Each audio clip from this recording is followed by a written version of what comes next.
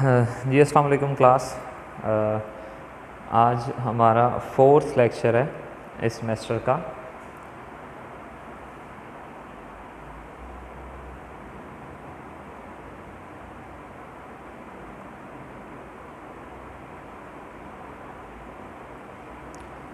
Fourth lecture है हमारा इस सेमेस्टर का।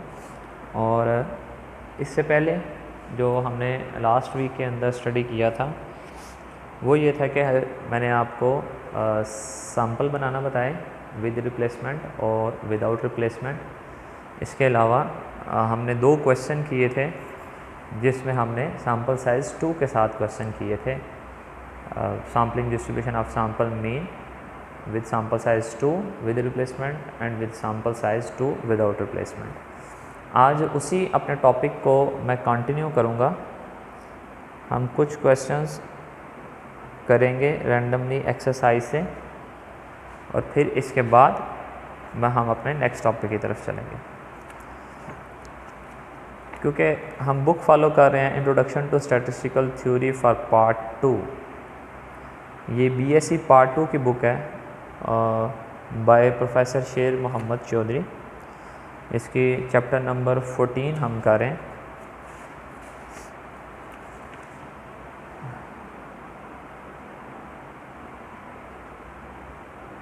चैप्टर नंबर 14 हम करें। इसकी एक्सरसाइज से कुछ मैं क्वेश्चन करने लगा।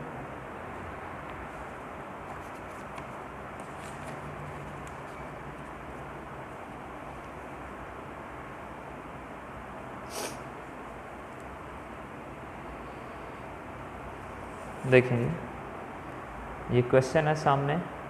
क्वेश्चन नंबर 14.30 करने लगा हूँ मैं। 14.30 करने लगा हूँ मैं और उसकी स्टेटमेंट है given the 6 element population 0, 3, 6, 12, 15 and 18 how many samples of size 3 can be drawn without replacement from this population. Compute the sampling distribution of the mean for samples of size 3. Compute the mean and standard deviation of the distribution। तो सबसे पहले question हमने read कर लिया। मैं यहाँ पे question number लिखता हूँ।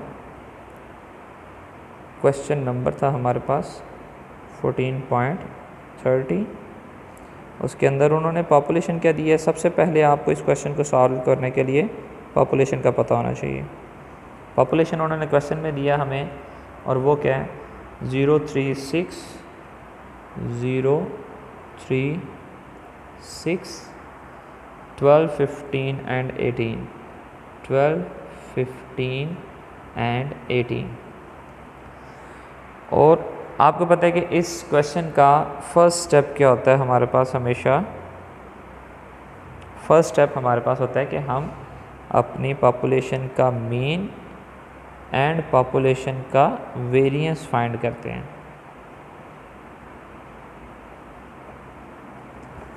क्लियर। तो म्यू के लिए हम सबसे पहले पॉपुलेशन के यूनिट्स को कैपिटल एक्स से लिखेंगे। कैपिटल एक्स से लिखना है, याद रखना आपने इसको स्मॉल एक्स नहीं लिखना। वो मैं लिखता हूँ 0, 3,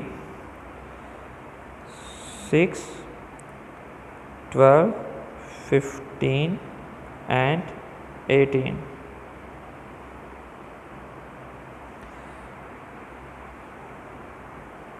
तो मैं यहाँ पे म्यू का फार्मूला लिखने लगा हूँ। हमारे पास म्यू क्या होता है sum of capital X over capital N. Capital N क्या होता है capital N number of observation of the population 1, 2, 3, 4, 5 and 6। तो ये हमारे पास क्या आ गया 6। सम ऑफ एक्स देख लेते हैं कि हमारे पास सम ऑफ एक्स क्या है 18 + 15 + 12 + 9। तो हमारे पास आ गया 54। 54 को 6 पे डिवाइड किया तो हमारे पास आ गया 9। जब 9 आ गया तो हम सिग्मा स्केयर का फार्मूला लिखते हैं। Sigma square population variance that is sum of capital X minus mean square over capital N। Capital N हमारे पास हमें पता है कि वो 6 है, तो हम x की वैल्यूज़ में से म्यू को माइनस करते हैं और स्क्वायर करते हैं।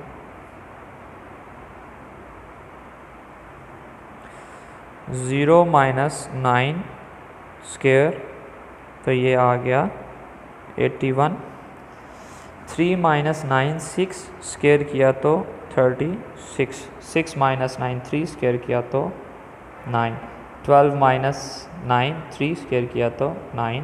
15 माइनस 9 6 स्क्वायर किया तो 36 एंड लास्ट वन आ जाएगा 81। जब हम इसको ऐड करेंगे तो हमारे पास क्या बन जाएगा, sum of x minus mu whole square. इसको ऐड कर लेते हैं, 81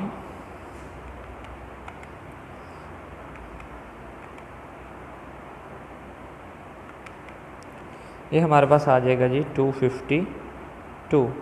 याद रखना बेटा कि इस क्वेश्चन के अंदर आपके पास कैलकुलेशन अगर मिस्टेक कोई हो जाएगी तो लास्ट पे जब इसके आंसर जब मैच करेंगे, जो दो इक्वेशंस को हम लिखते हैं वो जब मैच नहीं करेंगे तो फिर आपके लिए जो एक मिस्टेक है उसको डिटेक्ट करना, फाइंड करना बड़ा मुश्किल हो जाएगा कि कहाँ पे गलती हुई है। तो इसकी कैलकुलेशन आपने बड़ा ध्यान से करनी है।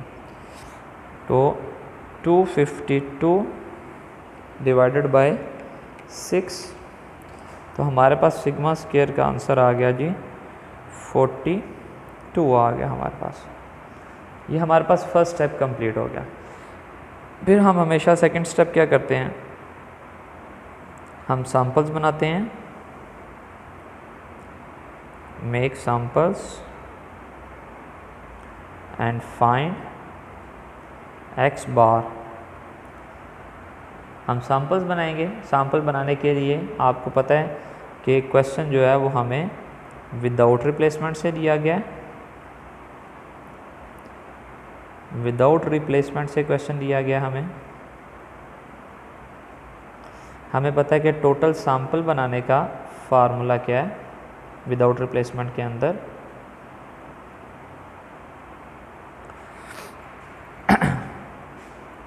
हमारे पास कैपिटल N क्या है, 6 है। हमारे पास स्मॉल n क्या है, 3 है। तो हमारे पास टोटल सैंपल किस तरीके से बनेंगे, n c n 6 c 3। हम पहले सैंपल बनाएंगे और फिर उसके बाद मैं यहाँ पे लिखूँगा कि टोटल सैंपल कितने बन रहे हैं।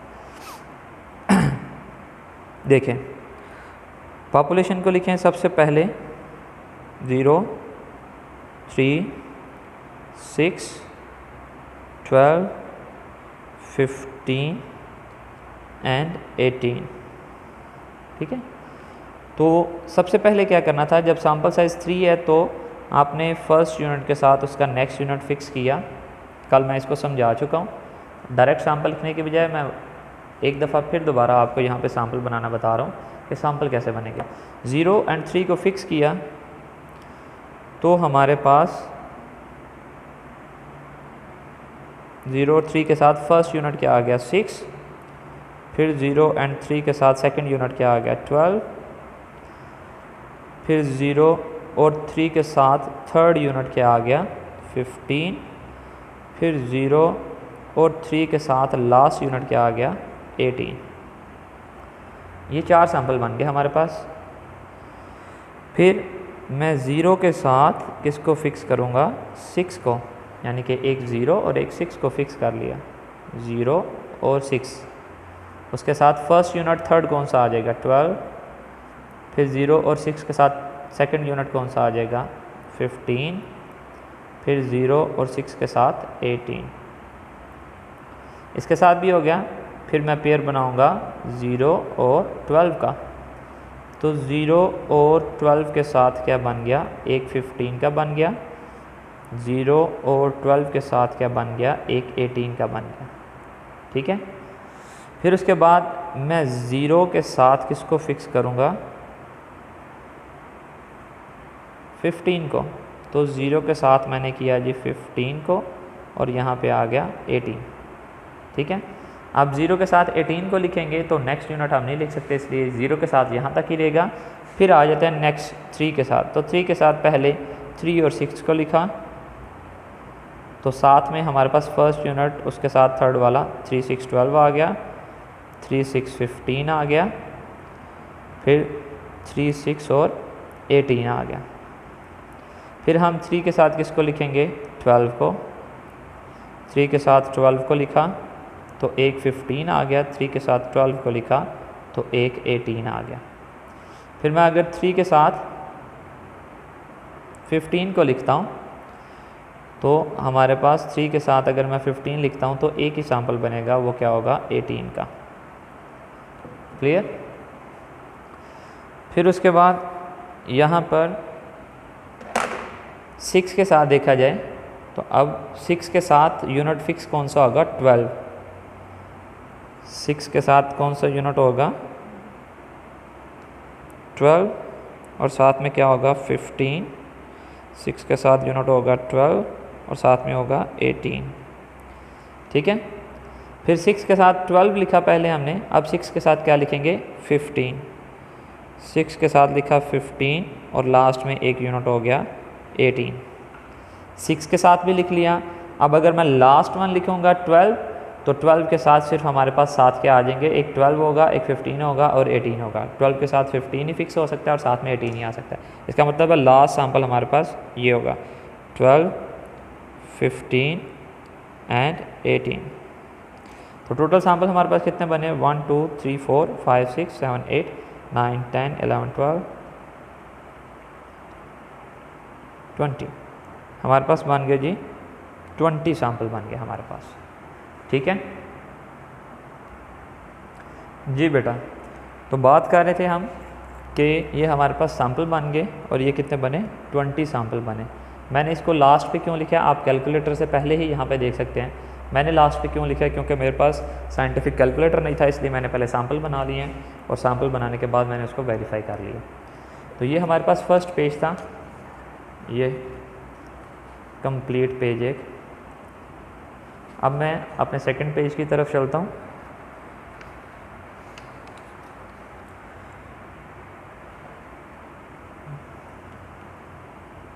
तो मुझे यहाँ पे मैं दोबारा उसके सैम्पल्स बनाता हूँ।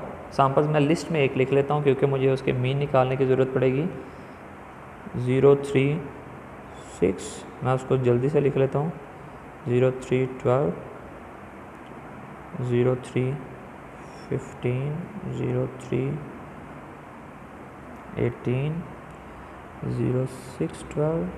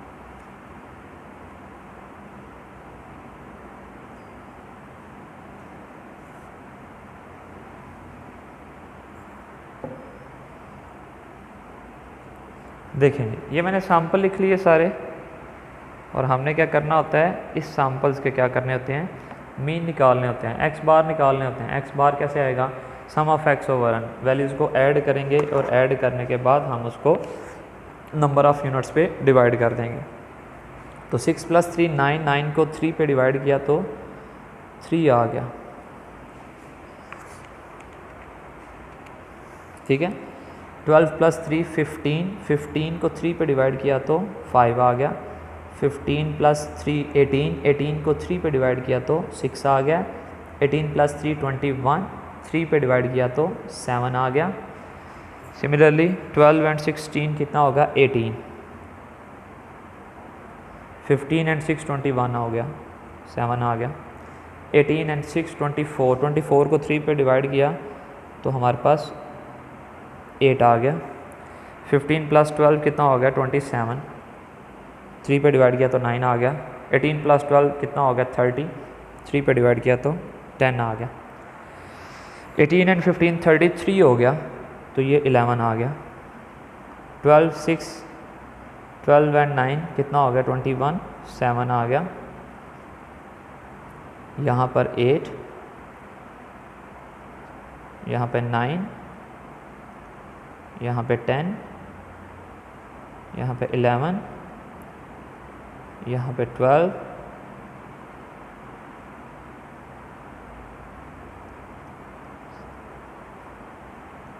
यहाँ पे 11, यहाँ पे 12, यहाँ पे 13,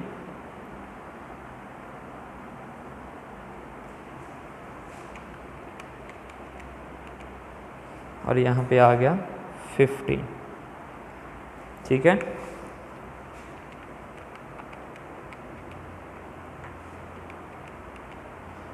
ये हमारे पास आ गया सैम्पल मीन आ गया। सैम्पल मीन आने के बाद हमारे पास थर्ड स्टेप क्या होता है, हम सैम्पलिंग डिस्ट्रीब्यूशन बनाएंगे।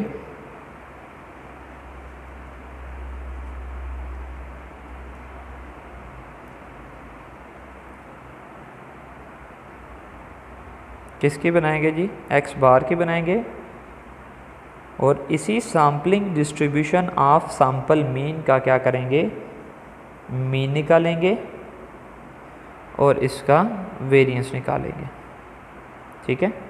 Mean of sampling distribution of sample mean, ठीक है। Variance of sampling distribution of sample mean, notations के नाम याद रखने हैं। तो मैं म्यू x बार का यहाँ पे फार्मूला लिखता हूँ, वो क्या होगा, उससे पहले हम यहाँ पे x बार की क्या करते हैं, डिस्ट्रीब्यूशन बना लेते हैं। x बार की क्या कर लेते हैं, डिस्ट्रीब्यूशन बना लेते हैं। x बार की डिस्ट्रीब्यूशन बनाएंगे तो हम सबसे पहले उसको लिस्ट करके लिख लेते हैं। 3 5 6 7 8, 3 भी है, 5 भी है, 6 भी है, 7 भी है, 8 भी है, 9 भी है, 10 भी है, 11 भी है, 12 भी है, और 13 भी है, और 15 भी है।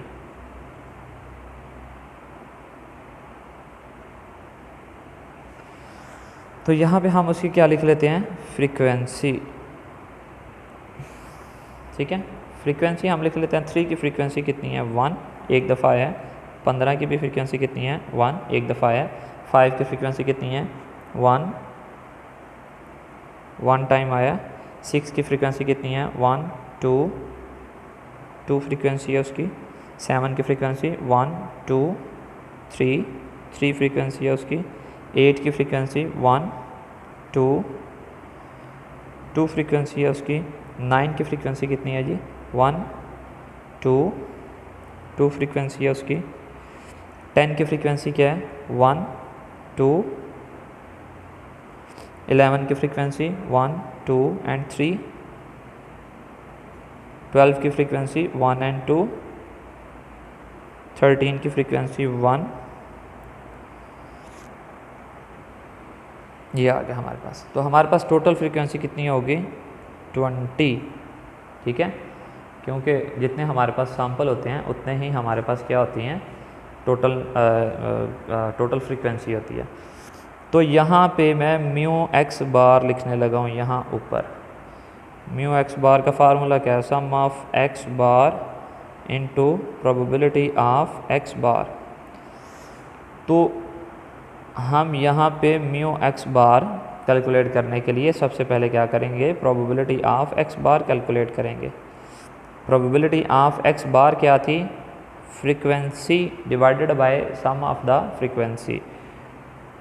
1/20, 1/20, 2/20, 3/20, 2/20, 2 divided by 20, 2 divided by 20, 3 divided by 20, 2,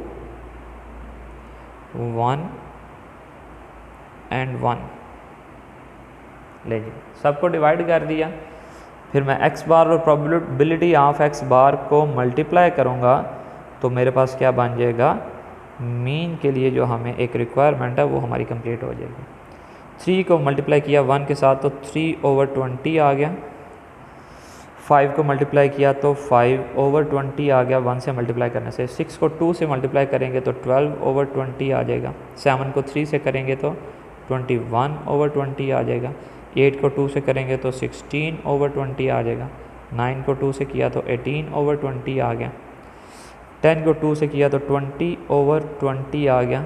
11 को 3 से किया तो 33/20 आ गया। 12 को 2 से किया तो 24/20 आ गया। Similarly 13/20 and 15/20। इसको ऐड करेंगे। ऐड करने से क्या आ जाएगा हमारे पास? यहाँ पे इसका answer sum of the X bar into probability of x bar. मैं इनके न्यूमरेटर्स को ऐड कर लेता हूँ।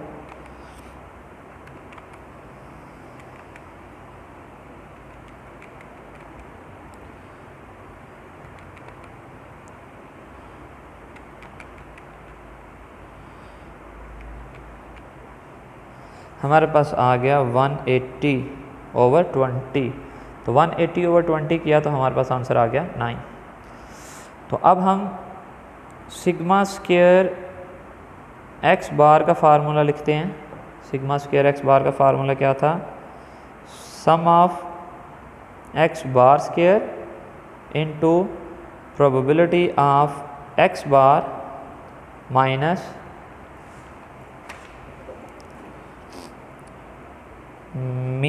म्यू ऑफ एक्स बार का स्क्वायर। ठीक है, यानी कि माइनस मीन स्क्वायर करेंगे हम। तो -9 स्क्वायर कर दिया क्योंकि मीन हमने कैलकुलेट कर लिया है। एक्स बार स्क्वायर करेंगे और प्रोबेबिलिटी ऑफ एक्स बार से क्या करेंगे? उसको मल्टीप्लाई करेंगे। तो मैं यहाँ पे पहले एक्स बार स्क्वायर कर लेता हूँ। एक्स बार को स्क्वायर करेंगे, फिर इस कॉलम को मल्टीप्लाई किससे करेंगे? प्रोबेबिलिटी ऑफ एक्स बार से। ठीक है, तो एक्स बार स्क्वायर 3 स्क्वायर क्या आ गया? 9। 5 स्क्वायर क्या आ गया? 25। 6 स्क्वायर क्या आ गया? 36। 7 का 49। 8 का 64। 9 का 81। 10 का 100। 11 का 121। 12 का 144। 13 का 169। 15 का 225। इसको क्या करेंगे? इस कॉलम को मल्टीप्लाई करेंगे प्रोबेबिलिटी ऑफ एक्स बार के कॉलम के साथ। तो probability of x bar 9 multiply by 1 9/20। 25 को 25/20। 36 को 2 से किया तो 72/20। 49 को 3 से किया तो 147/20। 64 को 2 से किया तो कितना आ गया? 128/20। 81 को 2 से किया तो 162/20। 100 को 2 से किया तो 200/20।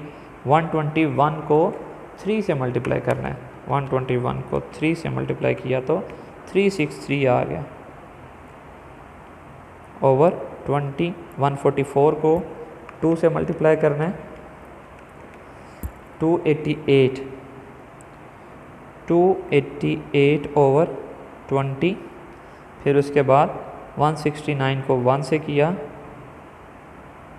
और 225 को 1 से किया तो 225/20 आ गया। फिर उसके बाद इनको हम ऐड करेंगे तो हमारे पास क्या आ जाएगा, sum of X square into probability of x bar. इनके न्यूमरेटर्स को मैं ऐड कर लेता हूँ।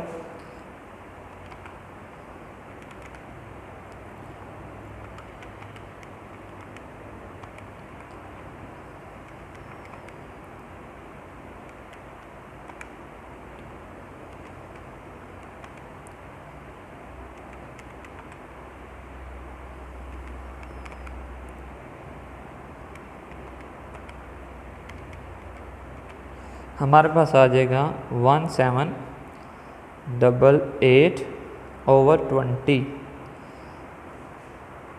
इसको 20 पे डिवाइड किया तो 89.4 माइनस 81 करेंगे तो 8.4 हमारे पास इसका आंसर आ गया। सिग्मा स्क्वायर एक्स बार क्या आ गया, 8.4 हमारे पास आ गया। अब हम इसके रिजल्ट्स को कंपेयर करते हैं। मैं पेज चेंज करने जा रहा हूँ। ये आपका सेकंड पेज है कंप्लीट।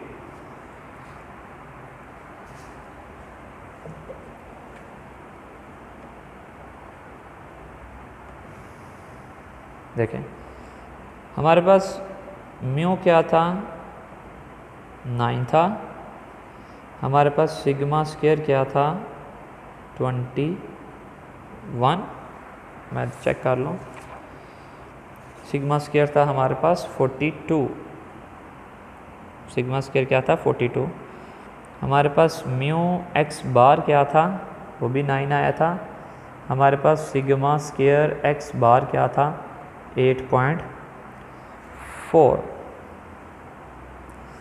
तो रिजल्ट्स को कंपेयर करने के लिए फर्स्ट रिजल्ट क्या होता है, we know that mean of the sampling distribution of x bar always equal to the population mean. तो ये 9 है, ये भी 9 है, तो ये फर्स्ट रिजल्ट प्रूव हो गया। फिर हमें पता है कि विदाउट रिप्लेसमेंट के अंदर variance of the sampling distribution of x bar is equal to the population variance divided by sample size, साथ में n-n/n-1। ये आंसर हमारे पास आया 8.4। सिग्मा स्क्वायर हमारे पास 42 डिवाइडेड बाय 3। कैपिटल N कितना था, 6 - 3/6 - 1। तो हमारे पास 6 - 3 42 × 3 आ गया डिवाइडेड बाय 3 × 5 आ गया।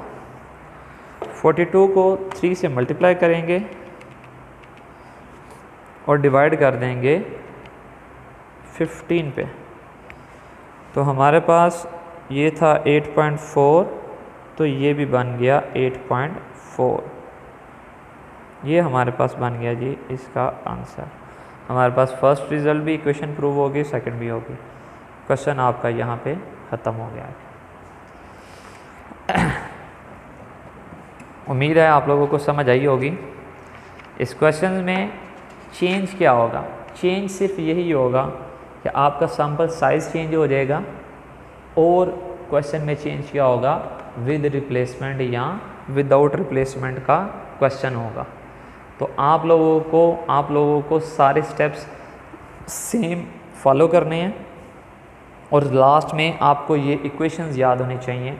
विदाउट रिप्लेसमेंट के अंदर ये इक्वेशंस दो और विद रिप्लेसमेंट के अंदर आपको पता है कि वेरिएंस वाली टर्म के साथ इस टर्म को नहीं लिखा जाता। ये था फर्स्ट क्वेश्चन आज के लेक्चर का। अब मैं सेकंड क्वेश्चन की तरफ चलता हूँ।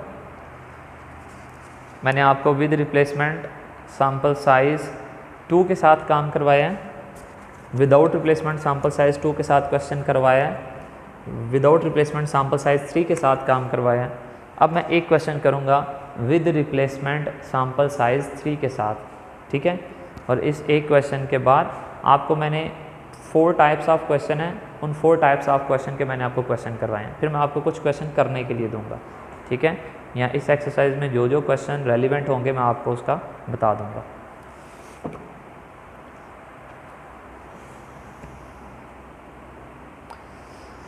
देखें क्वेश्चन नंबर 14.31 लिखा हुआ है, आप लोगों को नज़र आ रहा होगा। 14.31 draw all possible samples of size 3, sample size उन्होंने बताया 3 विद रिप्लेसमेंट का बता दिया है फ्रॉम द पॉपुलेशन 3, 6, 9 एंड 12। यहाँ पे 4 यूनिट्स लिखे हुए हैं 3, 6, 9 एंड 12। अगर हम 4 यूनिट्स के साथ क्वेश्चन करेंगे तो सैम्पल बनेंगे 64। तो मैं इस क्वेश्चन को 4 यूनिट्स के साथ नहीं करूँगा, मैं इसको 3 यूनिट्स के साथ करूँगा, ताकि जो क्वेश्चन पेपर के अंदर आ सकता है हम वो क्वेश्चन करते हैं। तो 3 यूनिट्स के साथ करेंगे तो सैम्पल बनेंगे 27, इसलिए मैं 4th यूनिट नहीं लिखूँगा। हमारी पॉपुलेशन क्या होगी 3, 6 और 9। Form a sampling distribution of the sample mean, question में उन्होंने बता दिया कि sampling distribution of sample mean बनाएं। Hence state the verify the relation between, और वो कहते हैं कि आप वेरीफाई करें रिलेशन किसका, mean of the sampling distribution of mean mu X bar and the population mean mu, कहते हैं इनका रिलेशन बताएं। Variance of the sampling distribution of mean sigma square x bar and the population variance sigma square. वही equation वो statement में भी दे सकते हैं, इक्वेशन वो इस क्वेश्चन की तरह लिखी हुई भी दे सकती हैं, और इक्वेशन वो क्वेश्चन में बता भी नहीं सकते। तो आपको 3 चीज़ें पता होनी चाहिए, एक आपको पॉपुलेशन क्या गिवन है, दूसरा सैम्पल साइज़ क्या गिवन है, और थर्ड वन कि आपका विद रिप्लेसमेंट का क्वेश्चन है या विदाउट रिप्लेसमेंट का क्वेश्चन है। तो मैं इस क्वेश्चन को अब जल्दी से लिखता हूँ। देखें हमारे पास क्वेश्चन नंबर है जी 14.31। 14.31 क्वेश्चन है, पॉपुलेशन उन्होंने दी हुई है हमें जी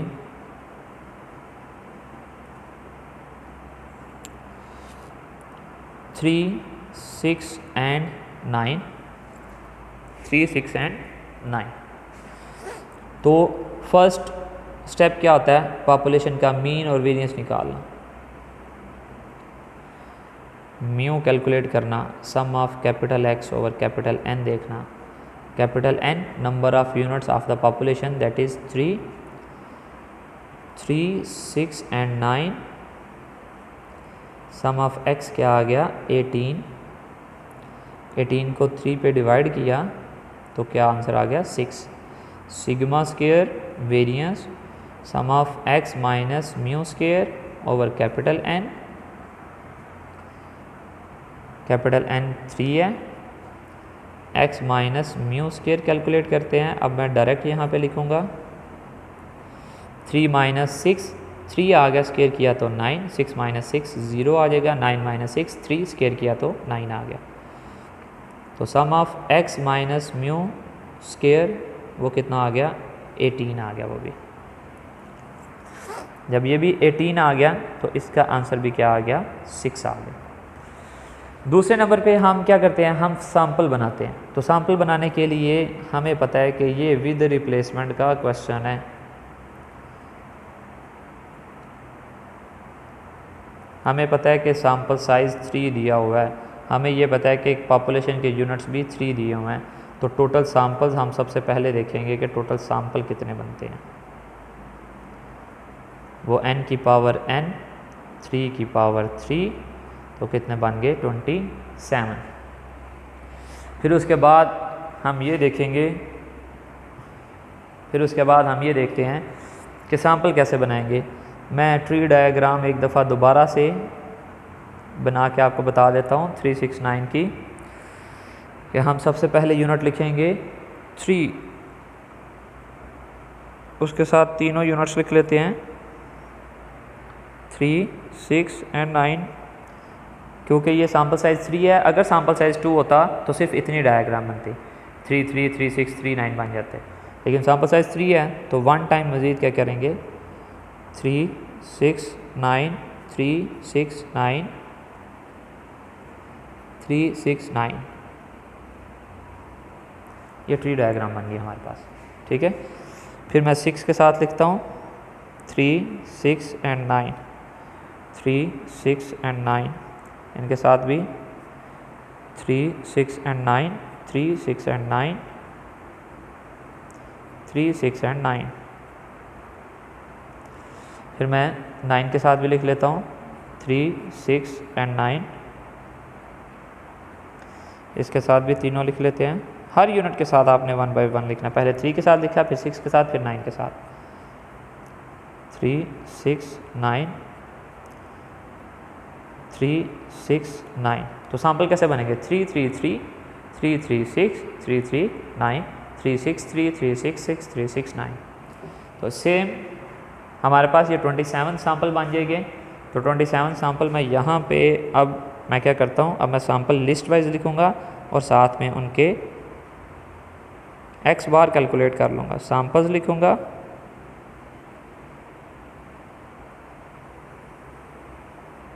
साथ में क्या लिखूँगा? x बार। यहाँ पे सैम्पल्स लिख लूँगा और यहाँ पे x बार। यहाँ पे सैम्पल्स लिखेंगे और यहाँ पे x बार। तो सैम्पल्स मैं यहाँ पे लिखने लगा हूँ। मैं उसको जल्दी से लिखने लगा हूँ।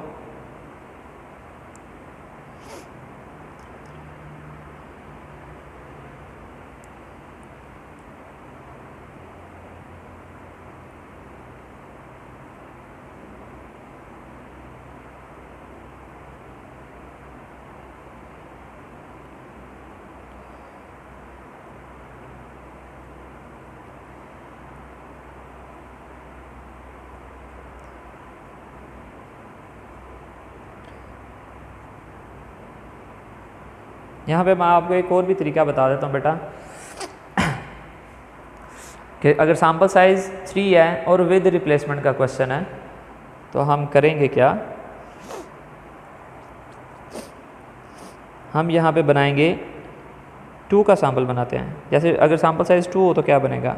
3 and 3 3 and 6 3 and 9 6 and 3 6 and 6 6 and 9 9 and 3 9 and 6 9 and 9।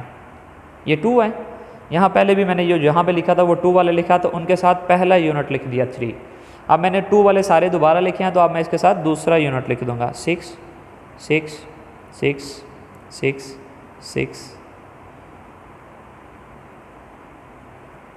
देखें पहला यूनिट क्या है? 633। तो देखें सैम्पल भी क्या है? 633 636 639 636 639। तो इसका मतलब क्या है कि ट्री डायग्राम से भी बनाया जाता है। डायरेक्ट बनाने हो, जब आपको अंडरस्टैंडिंग आपकी इतनी अच्छी हो जाए तो आप डायरेक्ट भी लिख सकते हैं। तो मैं डायरेक्ट लिख रहा हूँ थर्ड के भी।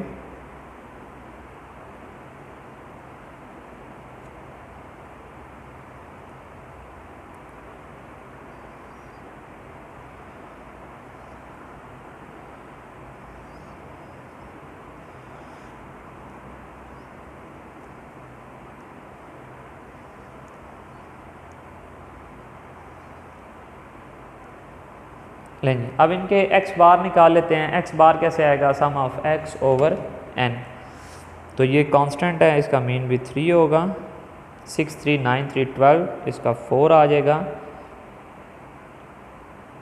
इसका 5 आ जाएगा, इसका 4 आ जाएगा, इसका 5 आ जाएगा, इसका 6 आ जाएगा, इसका 5, इसका 6, इसका 7, इसका 4, इसका 5,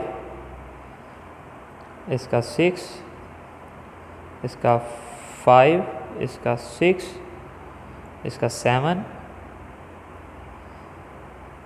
इसका 6 7 8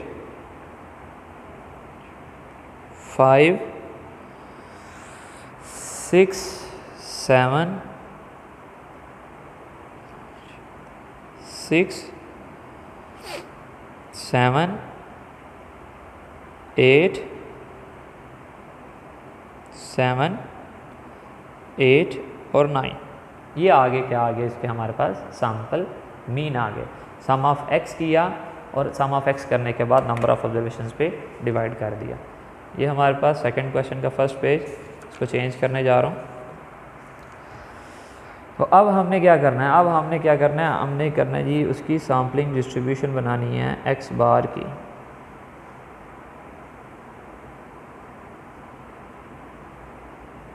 तो x बार को मैं लिस्ट वाइज लिख लेता हूँ। सबसे पहले 3, 4, 5, 6, 7, 8, 9 तक हमारे पास वैल्यूज़ हैं। 3, 4, 5, 6, 7, 8 एंड 9।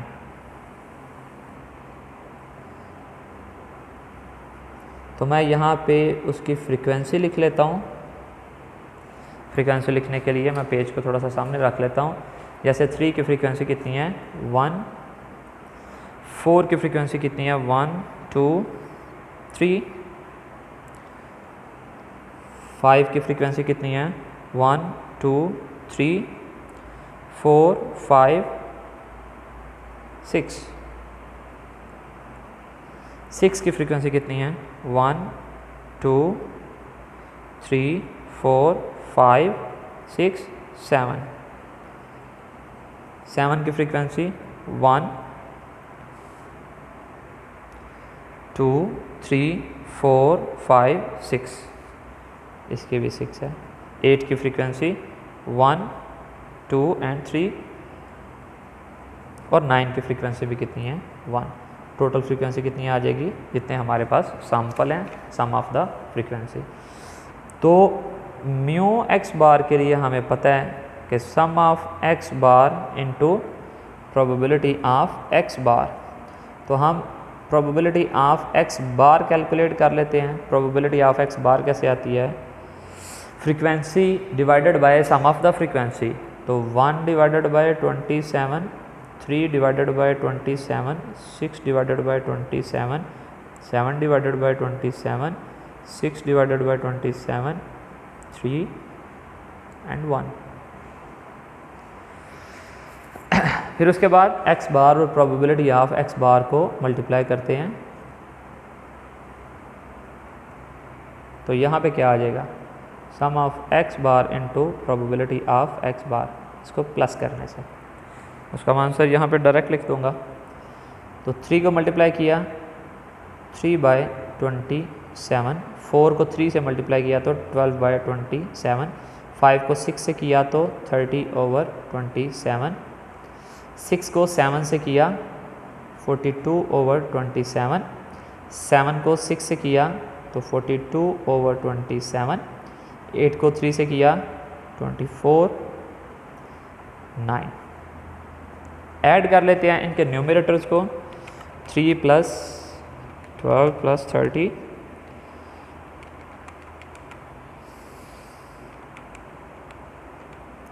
162/27। तो आंसर आ गया जी 6। फिर सिग्मा स्क्वायर एक्स बार देख लेते हैं। यहाँ पे मैं लिख लेता हूँ सिग्मा स्क्वायर एक्स बार का फार्मूला क्या था, sum of x bar square into probability of x bar minus mu of x bar का whole square. Mu of x bar हमारे पास क्या है, मीन उसका 6 है। हमें क्या करना होगा जी, एक्स बार स्क्वायर और उसको किस से मल्टीप्लाई करना होगा, प्रोबेबिलिटी ऑफ एक्स बार से एक्स बार स्क्वायर को मल्टीप्लाई करना होगा।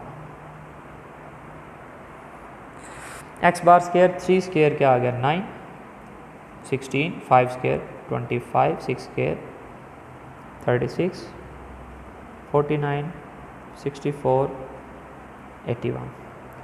9 को मल्टीप्लाई किया 1/27 से तो 9/27। 16 को 3 से मल्टीप्लाई किया तो 48/27। 25 को 6 से मल्टीप्लाई किया 150/27। 36 को मल्टीप्लाई किया जी 7 के साथ तो 252/27। 49 को मल्टीप्लाई किया 6 के साथ 294/27। 64 को मल्टीप्लाई किया जी 3 के साथ 192/27 और 81/27। इसको ऐड कर लेते हैं। ऐड करने से हमारे पास डिनोमिनेटर उसका 27 रहेगा। तो ये हमारे पास आ गया 9 + 48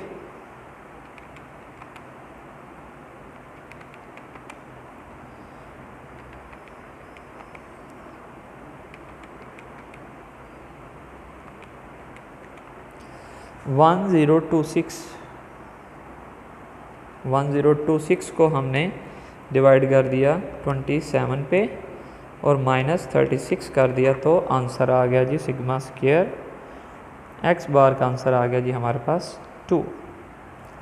तो अब हम रिजल्ट्स को प्रूव करते हैं। फर्स्ट इक्वेशन क्या होती है, mu x bar always equal to mu, ये भी 6 आया था, ये भी 6 आया, ये प्रूव हो गया। सेकेंड इक्वेशन क्या होती है, sigma square x bar is equal to sigma square over n, ये 2 आया है, ये 6 था, ये सैंपल साइज 3 था, तो ये 2 इज इक्वल टू 2 आ गया, तो ये भी प्रूव हो गया। ये बेटा हमारे पास आंसर आ गया। और हमारा आज का लेक्चर यहाँ पे ख़त्म होता है। तो थैंक यू जी, अल्लाह हाफिज़।